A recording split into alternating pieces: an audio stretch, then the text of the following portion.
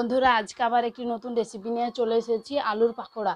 এর জন্য আলু এখানে আমি একটা মোটা সাইজের আলু নিয়েছি আর আলুটাকে আমি গ্রেটারের সাহায্যে গ্রেট করে নিয়েছি। দিয়ে এটাকে জল দিয়ে ভালো করে ধুয়ে এটাকে চেপে চেপে জল বের করে নিয়েছি। এর থেকে যে জল থাকে সে জলটা আমি বের করে নিয়েছি। এবার এর মধ্যে দিয়ে দেবো পেঁয়াজ কুচি, কাঁচা লঙ্কা কুচি, দিয়ে দেবো হলুদ গুঁড়ো,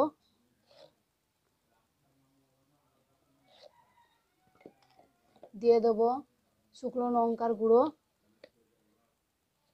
কাঁচা লঙ্কা দিয়েছি তার জন্য এটাকে অল্প দিচ্ছি। এবার এর মধ্যে দিয়ে দেবো জিরে গুঁড়ো আর দিয়ে দেবো লবণ। লবণটা স্বাদ অনুযায়ী দিবেন। এটাকে ভালো করে মিশিয়ে নেব একবার।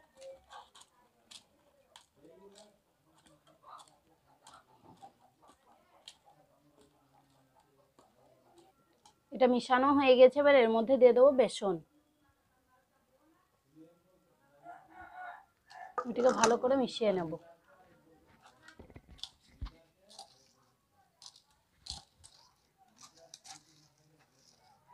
ভালো করে মেশাতে হবে।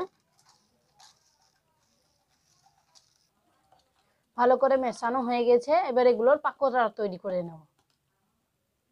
চুলায় কড়াই বসিয়ে দিয়েছি, কড়াইয়ের মধ্যে দিয়ে দিচ্ছি তেল। তেল গরম হলেই দিয়ে দেবো একে একে পাকোড়াগুলো।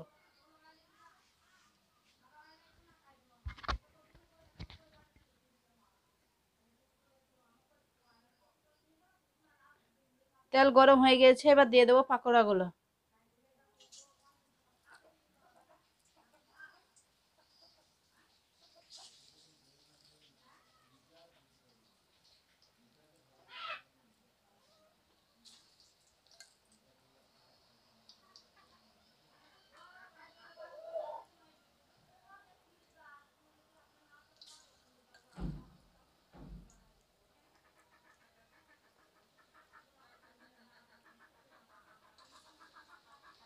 এবার এগুলো ভেজে নেব। এটা কিছুক্ষণ হতে দেবো, দিয়ে উল্টে দেবো।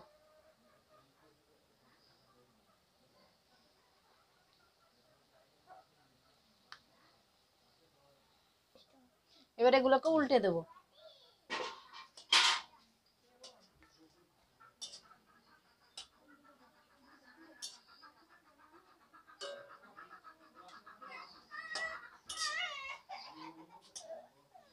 ভালো করে ভেজে নেব। দু পিঠ ভাজা হয়ে গেছে, এবার এগুলোকে তুলে নেব।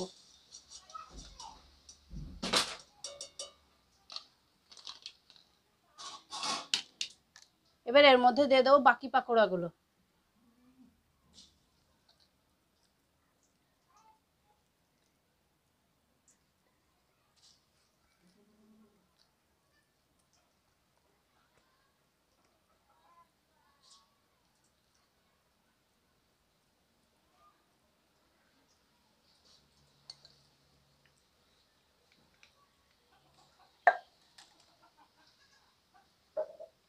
একদিক ভাজা হলে আরেক দিক উল্টে দেব।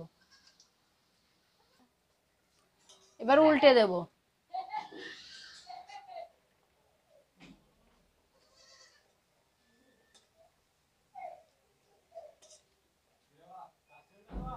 দুই পিঠ ভালো করে ভেজে নেব।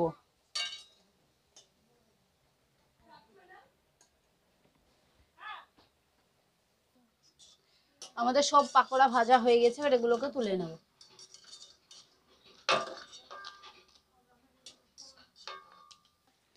বন্ধুরা এই আলুর পাকোড়াটা যদি আপনাদের ভালো লাগে তাহলে বাড়িতে করবেন, করে আমাকে জানাবেন কেমন হয়েছে কমেন্টে। আর ভিডিওটিকে লাইক করবেন, অবশ্যই আমার চ্যানেলটিকে সাবস্ক্রাইব করবেন পরবর্তী ভিডিও দেখার জন্য। আজকের মতো এখানেই শেষ করছি। ধন্যবাদ।